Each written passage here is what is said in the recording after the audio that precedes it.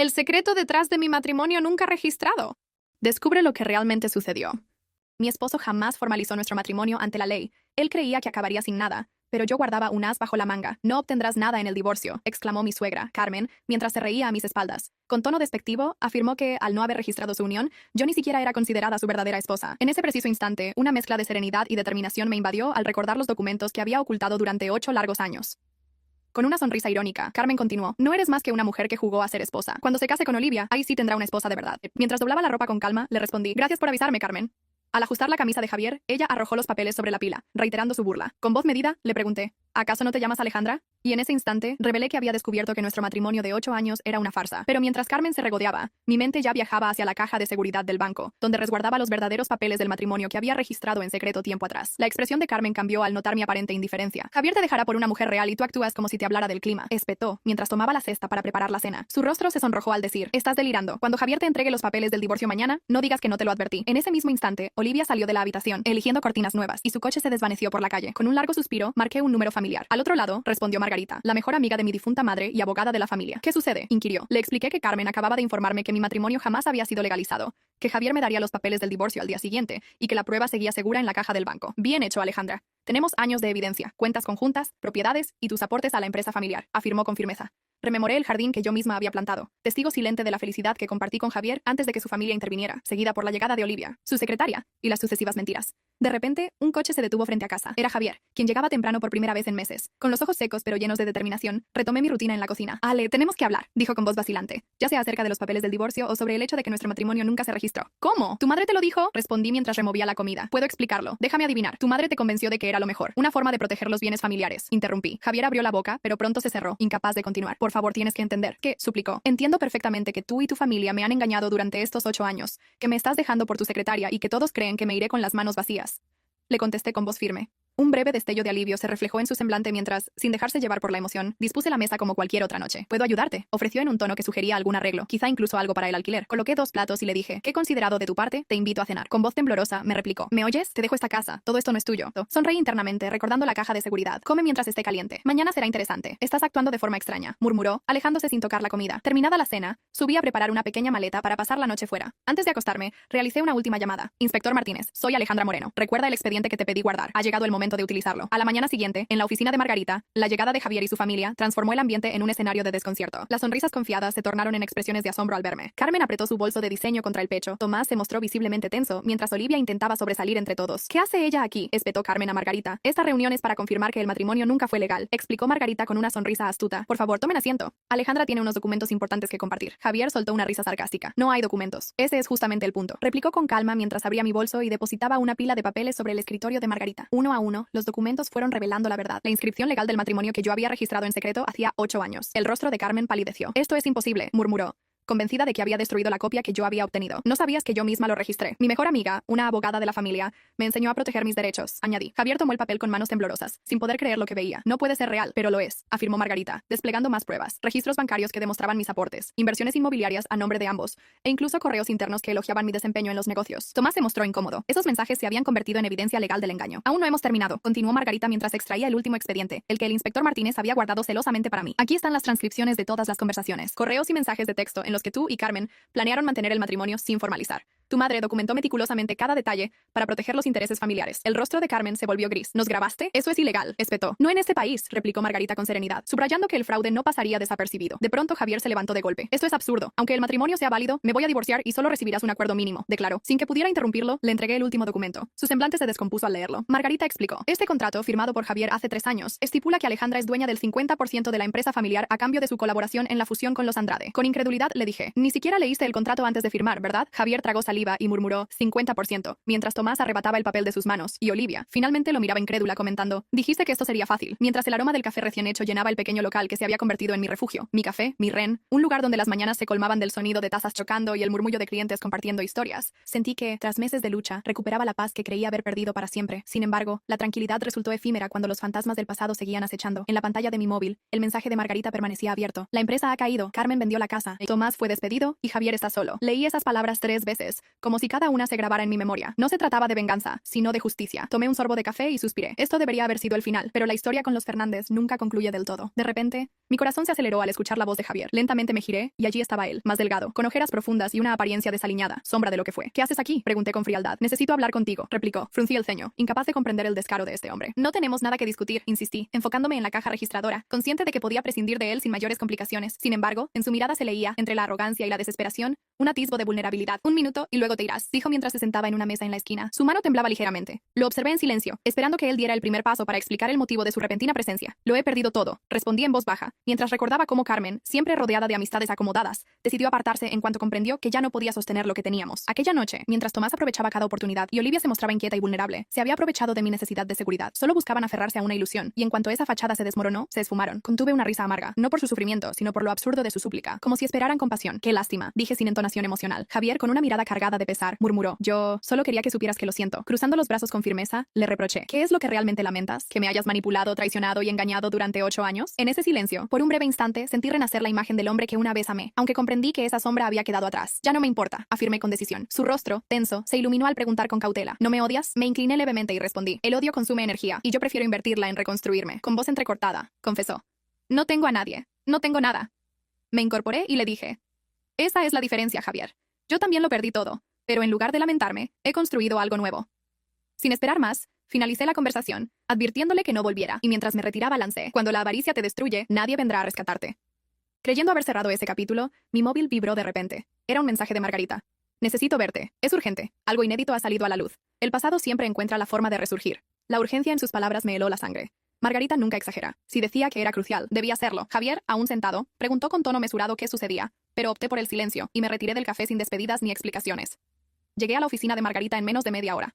Allí, frente a un portátil y un voluminoso expediente, su semblante serio revelaba una inquietud profunda. ¿Qué ocurre?, inquirí sin rodeos. Con una exhalación pausada, ella giró la pantalla para mostrarme un informe financiero anónimo sobre la empresa Fernández y Moreno. Mi estómago se encogió al recordar el colapso de aquella compañía tras el juicio. En teoría, la empresa se desplomó, explicó, pero hay un detalle que nadie observó. Con precisión casi quirúrgica, me mostró un extracto bancario. Antes de la quiebra, una gran suma había sido transferida a una cuenta en el extranjero. ¿Cuánto dinero fue?, pregunté con voz temblorosa. Rápidamente, Margarita deslizó la pantalla revelando la cifra: 3 millones de euros. La atmósfera se volvió gélida. ¿Quién pudo haber realizado esa transferencia?, cuestioné. Con una mirada penetrante, Margarita dijo: no tenemos certeza, pero existe un nombre asociado a esa cuenta. Deslizó un documento impreso sobre la mesa. Al leerlo, mi corazón se detuvo. Carmen Fernández, tartamudeé. Margarita asintió con gravedad. Aunque no estuvo al mando directo de las finanzas, entre Javier y Tomás, alguien actuó en las sombras para mover ese dinero. Y ahora, a pesar del colapso, ese capital sigue oculto. Mi mente bullía con interrogantes. ¿Será posible que Carmen hubiera estado manipulando fondos a espaldas de su propio hijo? Exigí saber. ¿Dónde se encuentra Carmen ahora? Margarita me entregó otro papel. Una dirección en Málaga. Tras la quiebra, se mudó. No se refugió en la casa de una amiga, sino que se instaló en un penthouse de lujo, adquirido apenas 3 semanas antes del colapso. La revelación me dejó helada. ¿Con el dinero mal habido?, confirmé. Margarita asintió lentamente. Mientras muchos caían, ella se aseguraba de conservar su fortuna. Todo encaja ahora. Con la mente a mil, comprendí que Carmen había engañado a todos. A mí, a Javier, incluso a su propio hijo. Con determinación, exclamé: dame la dirección. Pero, Alejandra, sé que buscas respuestas.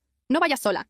Carmen es astuta, advirtió Margarita. No pretendo la confrontación física. Solo quiero mirarla a los ojos y exigir respuestas, aseguré. Margarita, con un suspiro resignado, me entregó la información, instándome a tener precaución. Esa misma tarde, mi destino me llevó a Málaga. Frente a un moderno edificio, con la dirección en mano, experimenté una mezcla de ira y tristeza al recordar cuántas vidas se habían derrumbado con el colapso de la empresa, mientras Carmen disfrutaba de su opulencia sin remordimientos. Con determinación entré al edificio y subí en el ascensor hasta el último piso. Caminé por un pasillo silencioso hasta llegar a la puerta indicada. Tras tocar el timbre en un silencio tenso, la puerta se abrió. Allí estaba ella, Carmen Fernández, impecable en una elegante bata de seda, sosteniendo una copa de vino, y con una expresión que delataba impaciencia. ¿Qué haces aquí?, espetó con voz cortante. Mis manos se apretaron en puños mientras le preguntaba: ¿dónde está el dinero, Carmen? Ella avanzó un paso y replicó con frialdad: no te hagas la ingenua. Todos sabemos que transferiste 3 millones antes del colapso, y ahora disfrutas de un ático financiado con ese capital. Su sonrisa burlona se acompañó de un leve titubeo en la mirada. En ese preciso instante mi voz se tornó grave y amenazante. Lo descubriremos, y cuando lo hagamos, no habrá lugar donde esconderte. Carmen chasqueó la lengua, y con tono advertente, añadió: ¿sabes, Alejandra? Te conviene irte antes de que las cosas se pongan realmente feas. No me moveré. Respondí con firmeza. ¿Qué intentas decirme?, insistí, inclinándome levemente. Con un sorbo de vino, ella replicó: existen juegos en los que es mejor no participar, querida. Aunque su descaro no me sorprendía, lo que realmente me inquietaba era la confianza inquebrantable con la que hablaba. Robaste 3 millones de euros y te escondiste aquí, mientras muchos se hundían, declaré sin titubear. Carmen soltó una risa seca y desafiante. Alejandra, no huyes de la verdad. Simplemente me adelanto a lo inevitable. Sigues creyendo que estás segura, pero la realidad es otra. Por un breve instante, su sonrisa se congeló, revelando una sombra de preocupación. Aún no me han atrapado y no lo harán, afirmó con arrogancia, aunque en el timbre de su voz percibí vacilación. Fue entonces cuando la escuché reír de nuevo, una risa que, burlona y triunfante, susurró. Sigues creyendo que esto es solo sobre dinero. Me detuve en seco, consciente de que aquella confrontación apenas comenzaba y que, entre juegos de poder y secretos ocultos, aún había mucho por descubrir. Giré mi cuerpo con calma, mientras sus labios se curvaban en una sonrisa enigmática y llena de peligro. Aún no lo comprendes, ¿verdad?, murmuró Carmen, con una mezcla de desdén y compasión fingida. Con un leve meneo de cabeza, me dejó claro. No sabes nada, Alejandra. En ese instante, mi corazón se aceleró al intuir que detrás de esas palabras se ocultaba un secreto de proporciones mucho mayores que un simple robo. Di un paso firme hacia ella, exigiendo respuestas. Pero Carmen volvió a sonreír enigmáticamente y, sin mediar más palabras, cerró la puerta en mi cara. Esa misma noche, regresé a Madrid con la inquietud de que algo sombrío se movía bajo la superficie de lo evidente, y las enigmáticas palabras de Carmen resonaban en mi mente como un eco siniestro. Al amanecer, sin perder un instante, me dirigí a la oficina de Margarita. Dejó mi bolso sobre el escritorio, y con voz decidida, le dije, necesito conocer cada detalle. Sus ojos se encontraron con los míos, cargados de cautela, mientras buscaba entre temas relacionados con la empresa, Carmen, y cualquier transacción sospechosa. Con un profundo suspiro, abrió su portátil y me confesó que, desde que partiste hacia Málaga, había descubierto algo inquietante. Me incliné hacia la pantalla, y lo que vi me heló la sangre. Un informe detallaba la existencia de una cuenta oculta, registrada de forma irregular antes del colapso de la empresa. Esta cuenta no figura oficialmente, explicó Margarita con voz queda, pero se utilizó para mover una suma considerable de dinero. Con incredulidad, le pregunté, ¿de quién es entonces? Su mirada se endureció antes de revelar, casi en un susurro, de Javier.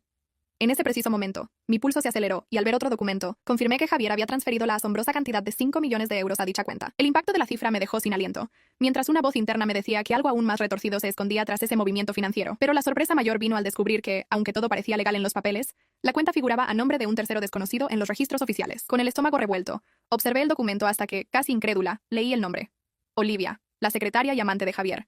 La misma que había sido la causa de mi ruptura. La revelación me sumió en una mezcla de furia y desconcierto.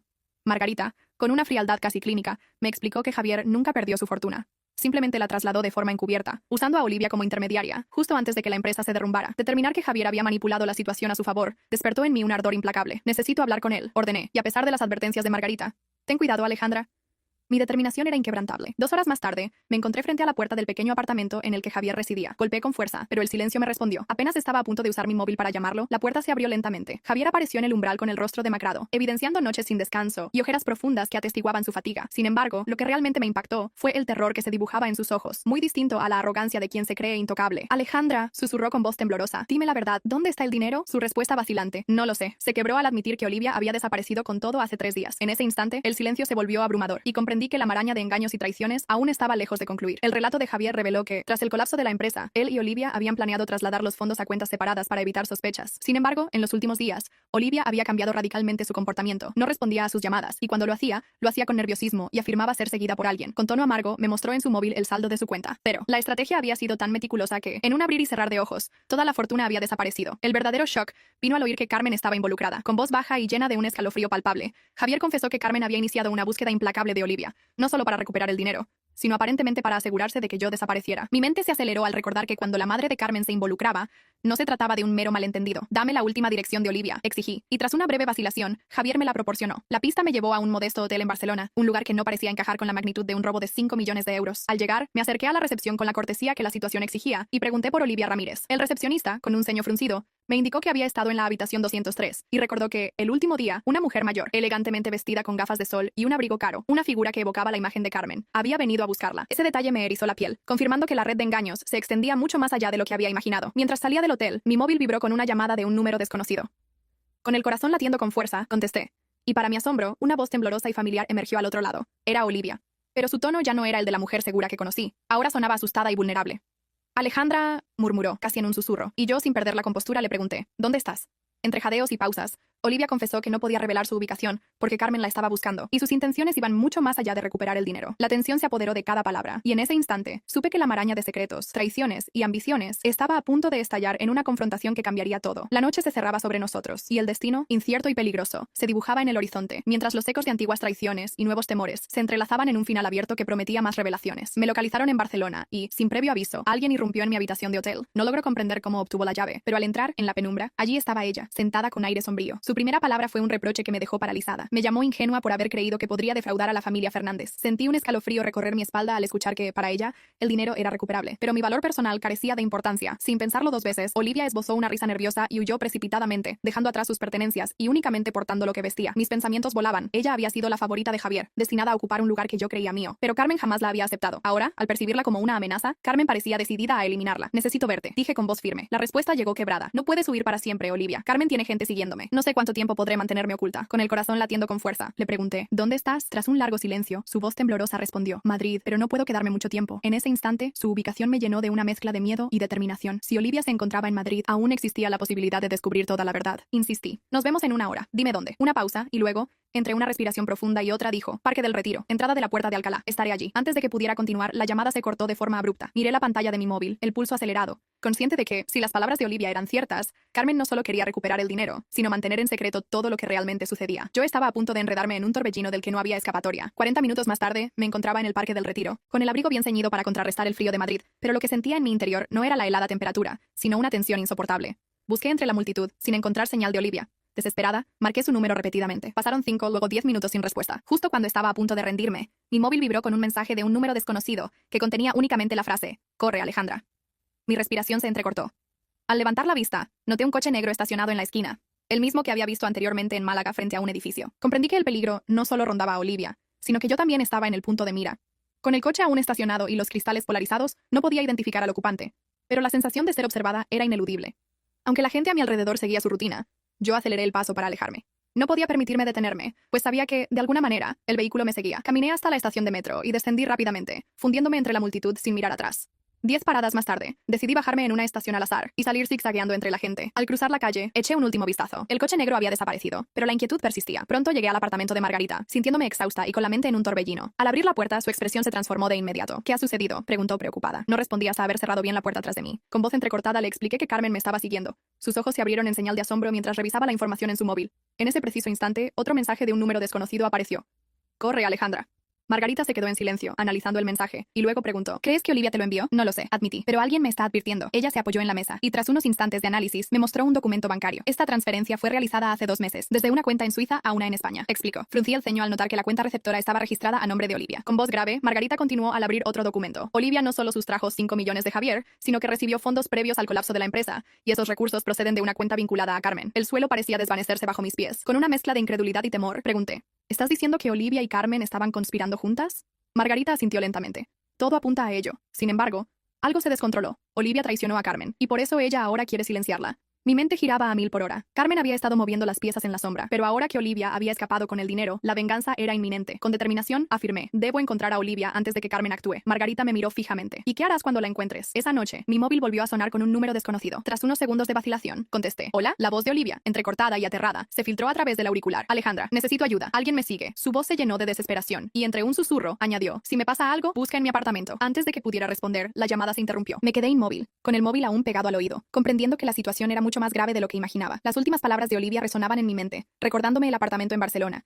el refugio donde se había ocultado anteriormente. Volteé hacia Margarita, que me observaba con seriedad. ¿Qué ha pasado?, preguntó. Entre el temblor de mis manos sosteniendo el móvil, le conté que Olivia había llamado, temerosa de ser seguida, y que le había indicado revisar su apartamento. Margarita cerró los ojos por un breve instante, como si maldijera en silencio, y luego, con voz decidida, dijo, no puedes ir sola, no esperaré a que alguien más encuentre lo que ya estamos enfrentando. Sin debatirlo, me comprometí a acompañarla. Pronto, tomamos rumbo a Barcelona. 4 horas después, Margarita y yo estábamos frente a un antiguo edificio en el centro de la ciudad. Ella, observando la fachada cuidadosamente conservada, preguntó, ¿estás segura de que es aquí? Asentí, sintiendo una opresión en el pecho. Con cautela, subimos las escaleras, atravesando un pasillo en penumbra, donde se percibía el leve murmullo de una televisión distante. Al llegar a la puerta del apartamento 302, la última dirección conocida de Olivia, extendí la mano para abrirla. La puerta estaba entreabierta. Nuestras miradas se cruzaron, conscientes de que aquello no presagiaba nada bueno. Empujé la puerta lentamente y entramos a un escenario caótico. Papeles dispersos, cajones abiertos y ropa revuelta. Parecía que alguien había buscado frenéticamente algo tras la partida abrupta de Olivia. Margarita se agachó y recogió un sobre del suelo. Con manos temblorosas, lo abrió y extrajo una serie de documentos. Me inclinó para leerlos. Mis ojos se abrieron al descubrir registros de transferencias bancarias entre Carmen y Olivia. Sin embargo, lo que más me impactó fue un contrato de confidencialidad, en el que se estipulaba que el firmante debía guardar en secreto cualquier información relacionada con la familia Fernández, a cambio de una suma considerable. Carmen le pagó, murmuró Margarita, mientras yo me quedaba sin aliento. En ese preciso instante, me di cuenta de que estaba inmersa en una red de traiciones y alianzas insospechadas. Cada pista revelaba un giro más oscuro,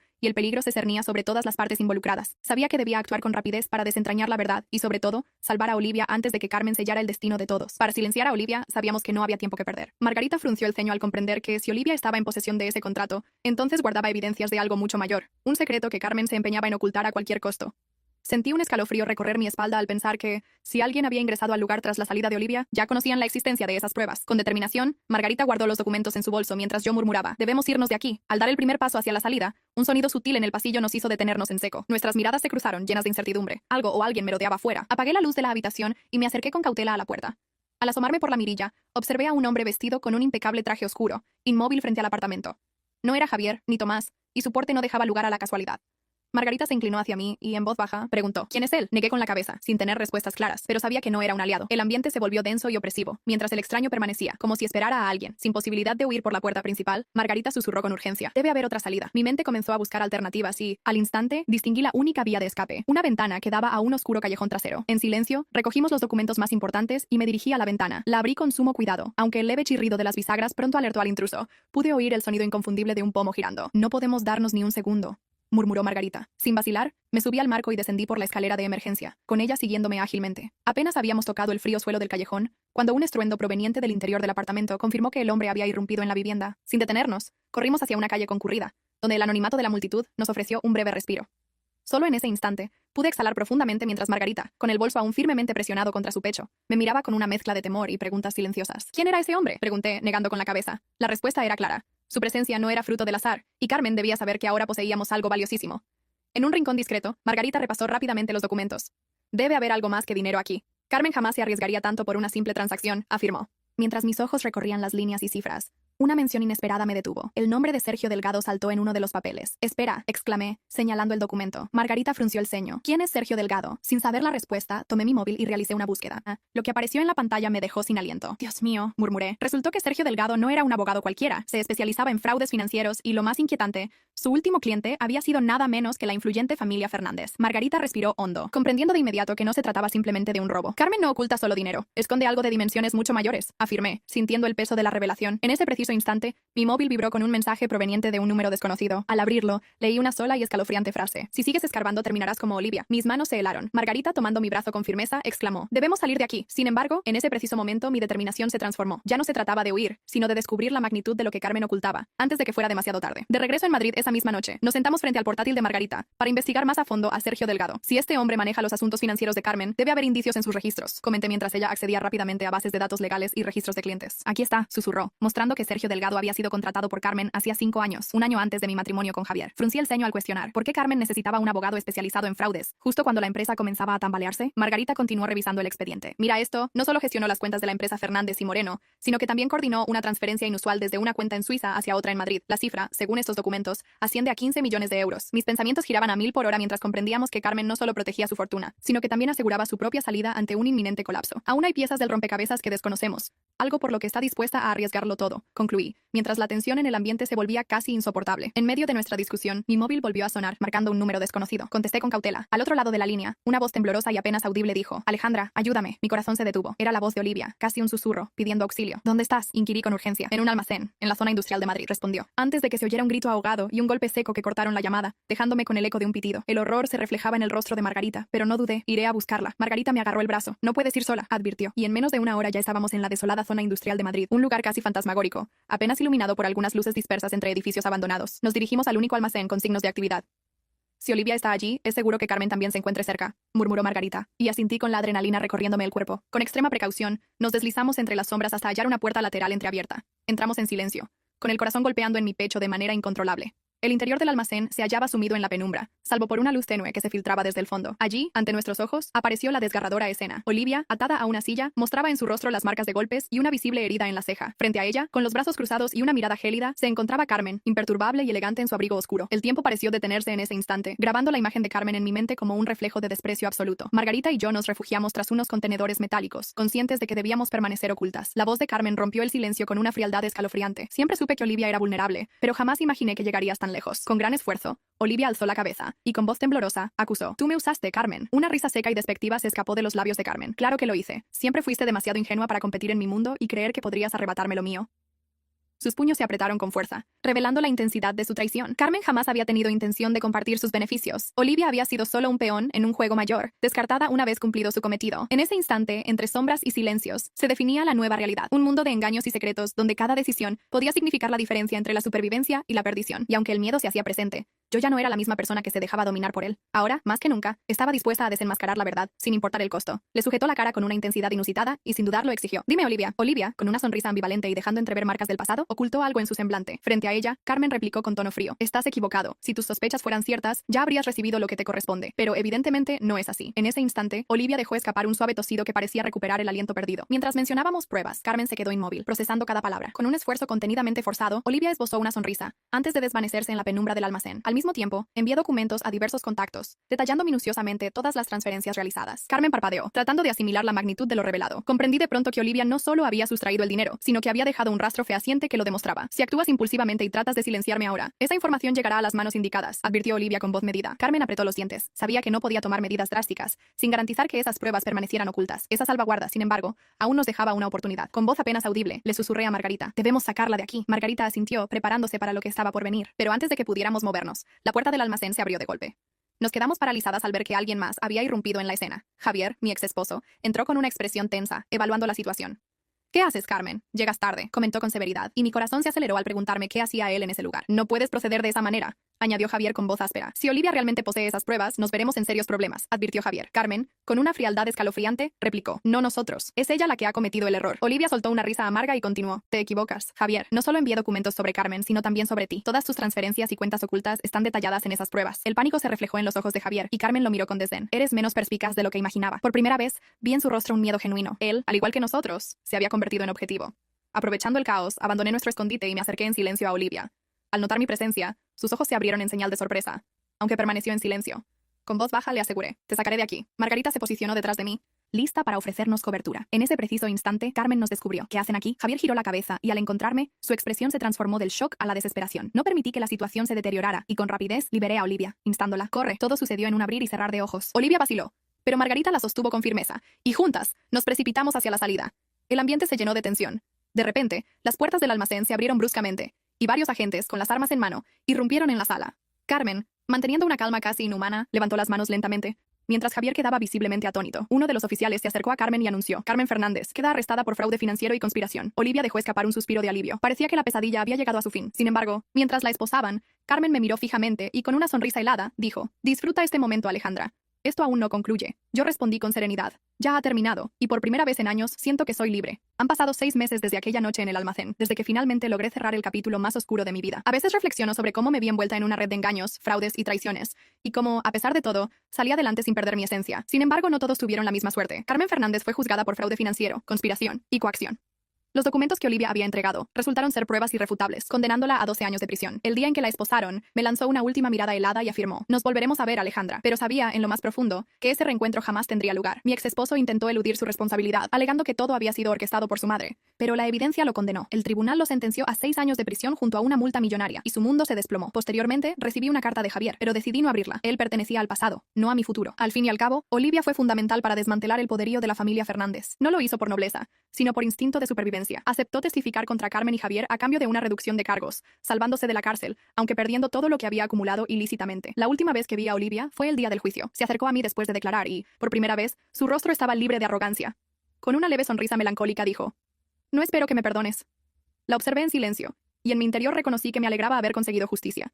Sin esperar respuesta, se alejó, convirtiéndose en parte de un pasado que ya no me define. Por su parte, Tomás, el hermano de Javier, evitó la cárcel debido a la falta de pruebas concluyentes. Sin embargo, privado de dinero, empresa e influencia, se transformó en un hombre sin rumbo, perdiendo su vida de lujos y desapareciendo del mapa. Algunos aseguran que se fue al extranjero en busca de un nuevo comienzo. Otros sostienen que terminó trabajando en un modesto despacho en las afueras de Madrid. A mí, eso ya no me afecta.